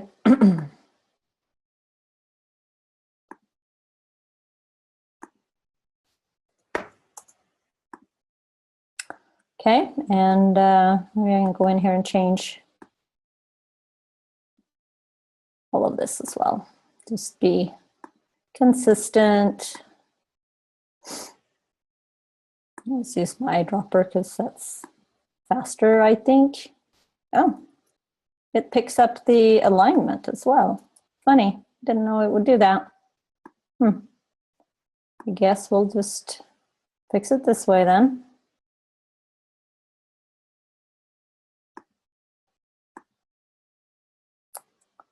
Now I'm going to make it down to 13 here too. Okay, so I'm not going to make you guys go through me doing all of that, but go in there and change things to the font that you want it to do. And now since these are ungrouped, you could actually, you know, select, let's ungroup this. I could move this down a little bit so it's a little bit better balanced. You could move them to line up underneath the pie chart if you wanted to. And again, if you ungroup this, now I can't change anything from it, but I can scale the whole entire thing. So now I could scale it and, you know, these are going to be loose parts now, so be careful. You know, you might actually want to, if you group it now, it will group as different objects. It won't return to its graph state. Okay, so if you ungroup it and then do a group, then it's just going to keep them together, just like it would a regular group of text or pieces or anything like that. Okay, so then you could make them smaller or whatever you need to make things fit nicely on this page. And then you're going to save this as the name, as the appropriate name, which is, let's copy it from here because I can never quite remember the order of all of these things here. So that's why I think that's the easiest way to do it. Just put my own name on here.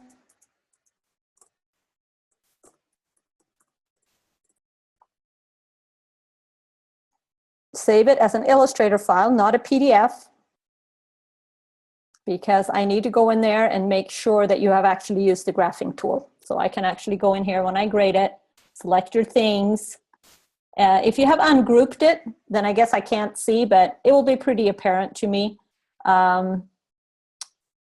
Just from looking at it, if you use the graphing tool to make it. I would say keep at least one of them as a graph, because that way I can go in and make sure that you kind of did everything neatly. And then I would align things, you know, do all of those nice things that we like to do as designers, keep things nice and aligned. Ooh, look, that wasn't grouped together anymore. Oh no. That's why I don't like ungrouping the graphs.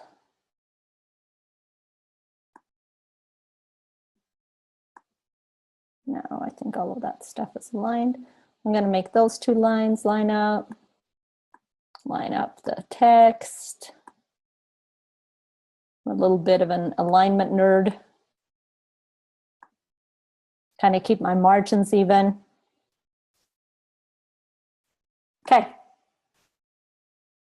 Each graph could be a different font, but I think it's better just to keep things simple. Basically, just what I want to see is that you know how to change that. So I would, for presentation's sake, I think keeping things consistent is better. And again, you know, keep nice, simple, easy to read fonts. Don't, you know, add crazy decorative fonts for this type of text. That's not the appropriate place to use those types of fonts.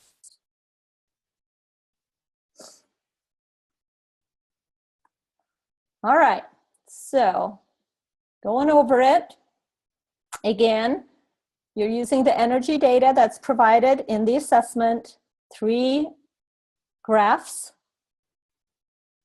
add a graph design, and then, you know, this is a few of the steps to add the graph design. You know, you might need to watch the video, either mine or the Linda one, to understand what these are, but they kind of step you through it a little bit. And that's it. And then save and submit AI file. You can check the rubric for a breakdown on what you graded on. Let's see, there was one other thing that I kind of wanted to show you, that when you're copying and pasting data into the graph itself, so like if you're opening up the data for the graph, and if you've copied it in here and it's not lining up right, you can actually flip the way that it's organized right here. So I can do this, and then it becomes a graph this way instead. And that, if you are, you know, try to do a graph and it's ending up looking funny, it could be because you're not lining the data up correctly in here. You can just flip it one way or the other here, and that will change the data, and that could fix your graph as well. All right. So yeah, I think you should put your infographic in your portfolio. This is not necessarily a portfolio piece. It's a little bit more just of an exercise, but your infographic definitely should be in your portfolio. So let's head back to that. We've got a few more minutes, and let's make sure that everybody knows how to put that up in Behance. So let's go back to my assignment here. And I think ideally, I would probably go in here, and I don't want to spend tons more time on this. I'm going to add that so it's consistent, but I think I would probably maybe, just because I have the room, I would put another graph in here. What type of graph do you think could be cool? What kind of data might be good to show here with this? And I might change my headline too now to, you know, kind of be more about, oh, this shouldn't be red. No, it's supposed to be green. Okay. To be maybe about, you know, and maybe I'll just call it the explosion of the internet. I'll just put, I won't put African, I'll just put the internet. And that way, maybe it's a little bit more fitting. A line graph, well, if I had data that showed how much it's grown in the last 17 years, like, what it was like to begin with, I could use that, but I don't really have that data. So it shows that it has grown 17,000%. So I would have to do a bunch of calculations to figure out what it was in 2000. And I don't really feel like that. So you could do, if you wanted to, you could do that. I would probably pick something, let's see, but I have the penetration, I have the growth, and I have the, okay, so right here I have the world population. And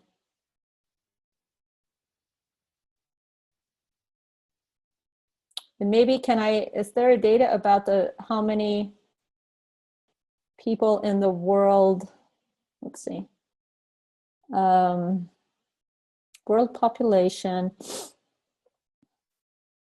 internet users of percentage of the world. So I guess I could do that. I could calculate, you know, so I had a chart that showed this is the world population, and then another pie graph that showed the percentage of internet users of the world population. I'd have to, again, do some more calculations, but I could do that. Now, that wouldn't be the same percentages as these, because these compare each area to itself. It says 88% not of the world population, but of the North American population use the internet, and so forth, right?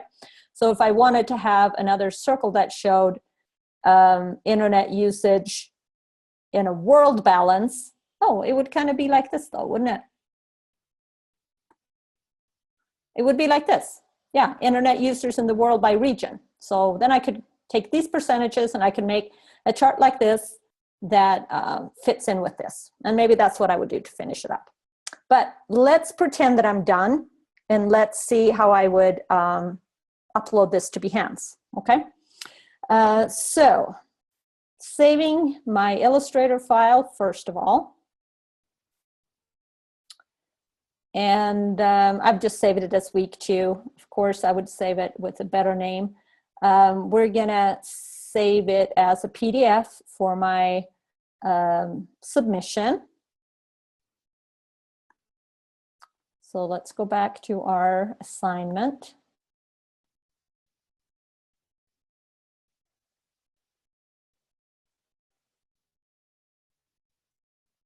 Okay, here's the name.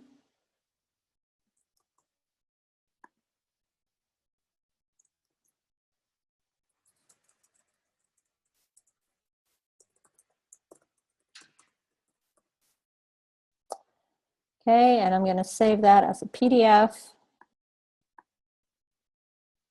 You take off the editing capabilities, don't need that.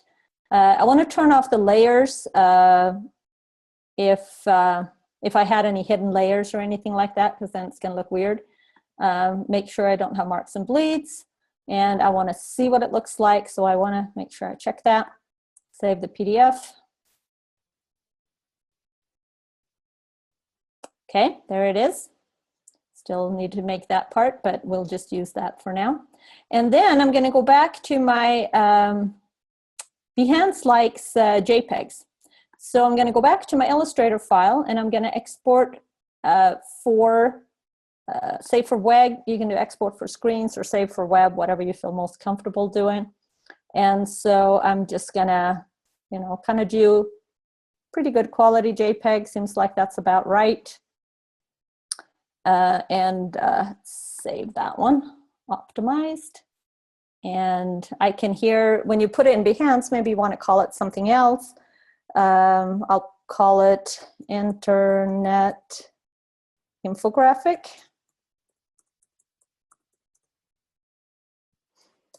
And maybe I'll just put DES240, just so that I can keep track of where when I made it, if I need that. And then I will also save it in my week 2 folder here. Okay, so my JPEG is what I need to put into Behance. So I'm going to give you guys a link to in the Linda tutorials, there is a video. If you haven't created a Behance account, there is one called Up and Running with Behance. And this one right here gives you the rundown, talks about what Behance is, how to create an account. You know, this using the site, this stuff you can wait with. That's more kind of like what Behance is good for. But down here in section 3, it goes through how to upload your work. And I would go maybe just this one right here, uploading a new project will also help you with that. So let's see. I'm just going to show you how I would upload it to my Behance account. Step you through it a little bit quick.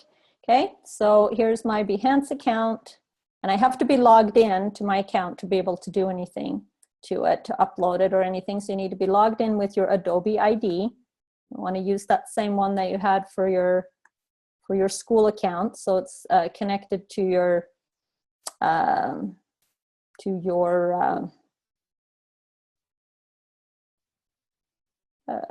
do you want to call it? To your yeah, to your cloud account. Exactly. All right, so let's see here. Post a job. That's not it. It's sometimes you have to really stretch this out bigger.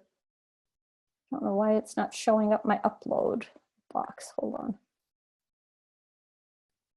Maybe I'm not logged in. I don't think I'm logged in.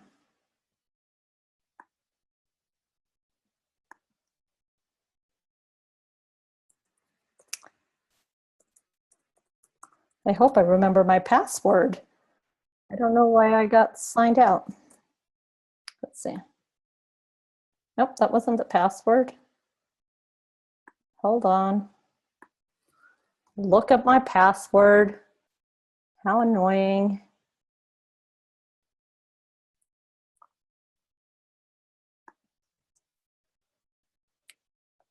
Let's see. Usually I'm logged in to Adobe. I don't know when I happen to get logged out, so I usually don't.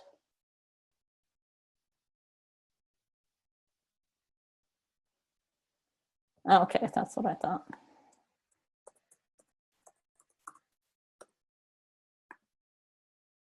Okay, here we go. All right, so now that I'm logged in, you can see it has a blue button that says Add Work. All right, so then I just click Add Work.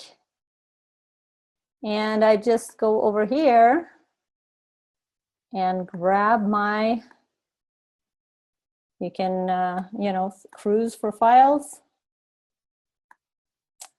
in my folder here, my week 2. And here it is, Internet Infographic. Open it up, and there it is. Now, you, as you go through these steps, when you go to the cover image, it will let you crop that image, that what's inside of this light highlighted box is what's going to show. So, and I always think it's good to kind of pick something in here that is going to kind of look nice and be representative, so it's not just random. So I'm going to kind of focus in on this map. And then you can add a title to your project here again. So I can call it Internet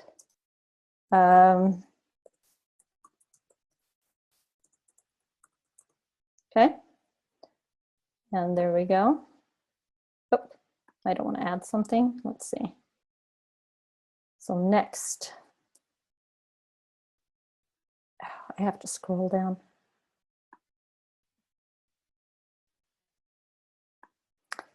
It's annoying because I have such a small screen. There we go. There's crop and continue. Okay.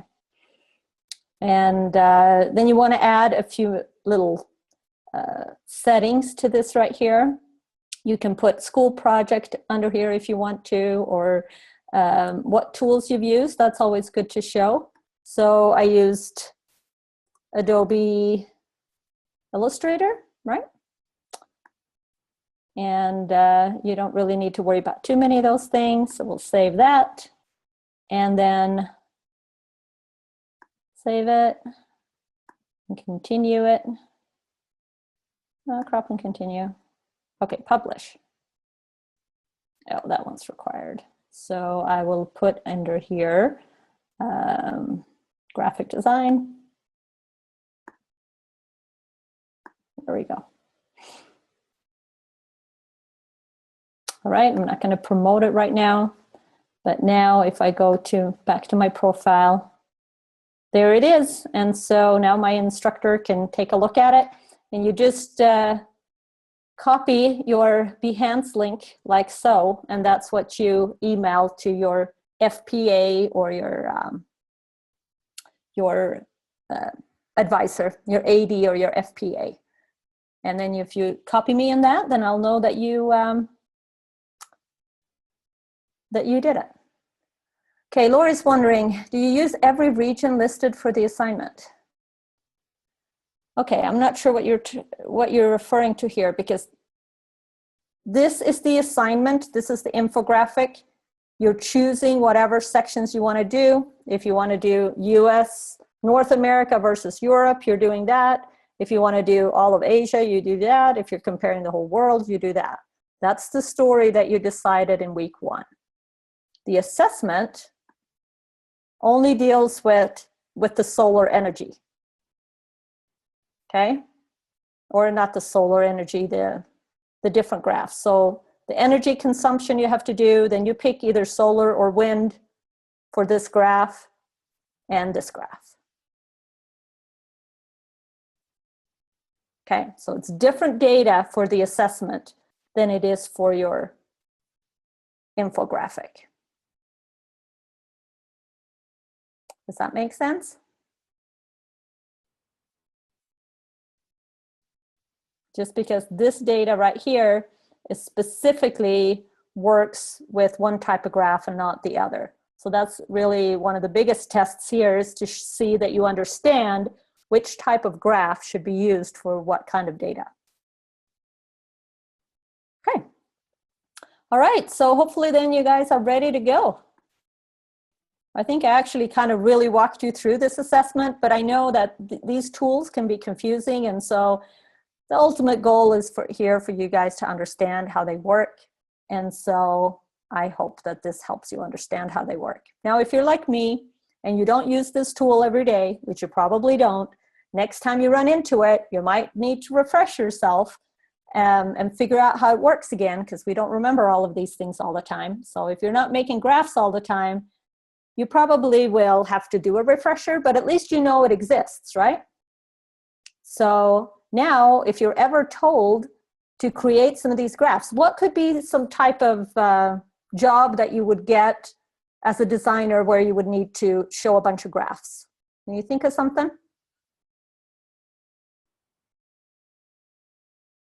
Finance? Okay, yeah. Like a lot of graphic designers that work in-house for a company create their annual reports that shows, you know, will show all kinds of graphs and things, how the company has grown, how they have developed, all that kind of stuff. It's going to have a lot of graphs in there. You might have to put together some kind of sales presentations for the marketing department. You might have to, you know, do all that kind of stuff. And now you know that in Illustrator you have tools where you can make these graphs really nice and kind of don't look so business-like. They look, yeah, year-end profits, all kinds of stuff like that.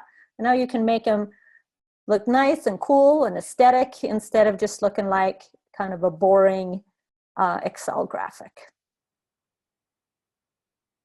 Right, yeah, projections, all that kind of stuff. So hopefully this will ring a bell. You're going like, oh yeah, there's a tool in Illustrator. And then even if you have to go and refresh yourself on it, you can probably do that through some Adobe tutorials or whatever, and it'll all come back to you. But so it's a good tool. And as you can see, it ensures that all of the data is perfectly accurate in the relations.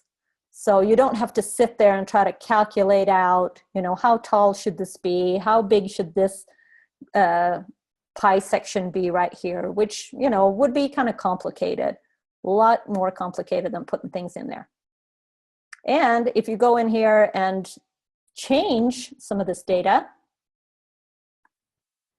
Okay, so let's say you found out that something was changed, and actually, you know, Arizona's watts are more like 445,000 instead. So change it in this data table, apply it, and it just changes on the graph. That's why it's nice not to ungroup it. Okay, pretty cool. All right. Okay, we will, good luck with the rest of the assignments. And next week, we will be starting a new project. We're going to talk about interface design, user experience, and user interface. So I hope that you guys think that's interesting. It's not going to deal with a website. It's going to deal with a little smaller type thing. You can take a peek if you want to, but otherwise I'll hold you in suspense until next week. But it's another 2-week project again. So that's coming up after you're done with this infographic. I have, if anybody needs help, you can stick around here after class. I can help you. Or on Saturday morning between 9 and 10, there are appointments in the calendar. All right, sounds good. Thanks, everyone.